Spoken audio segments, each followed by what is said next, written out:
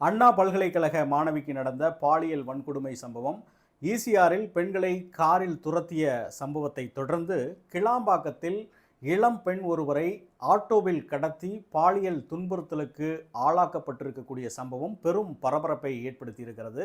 அந்த பெண்ணுக்கு நடந்தது என்ன என்பதை இந்த வீடியோவில் விரிவாக பார்க்கலாம்.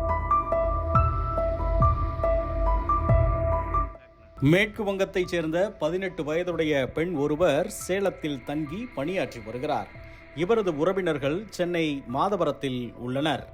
அவர்களை காண நேற்று முன்தினம் சேலத்திலிருந்து சென்னை கிளம்பி வந்த அந்த பெண் இரவு நேரத்தில் கிளாம்பாக்கம் பேருந்து நிலையத்தில் இறங்கி மாதவரம் பேருந்துக்காக காத்திருந்தார். நீண்ட நேரமாகியும் பேருந்து வரவில்லை.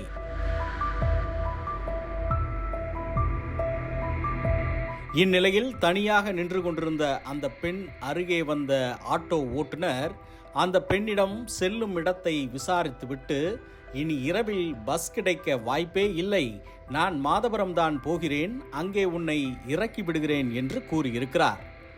அந்த பெண் வர மறுக்கவே ஆட்டோ உள்ளே பெண்ணை தள்ளி கிளப்பியுள்ளார் அந்த கொடூர ஓட்டுநர்.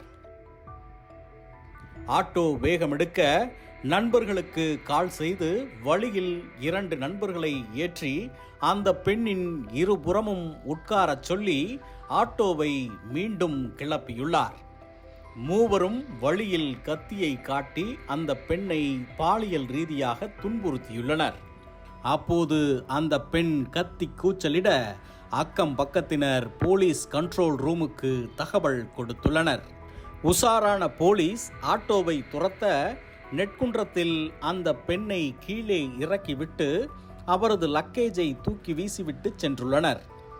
அந்த வழியாக வந்த மோகன் என்ற ஆட்டோ டிரைவரிடம் அந்த பெண் நடந்ததை சொல்ல, அவர் கோயம்பேடு வரை அழைத்து சென்று கொண்டிருந்த போது ரோந்து வந்த போலீசார் அவரை மீட்டனர்.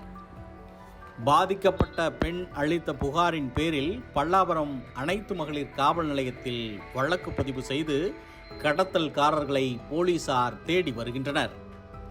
மேலும் வழியில் 20க்கும் மேற்பட்ட இடங்களில் உள்ள சிசிடிவி காட்சிகளையும் ஆய்வு செய்து வருகின்றனர். பாதிக்கப்பட்ட பெண்ணை மீட்டு அவருக்கு முதலுதவி கவுன்சிலிங் கொடுத்தும் வருகின்றனர்.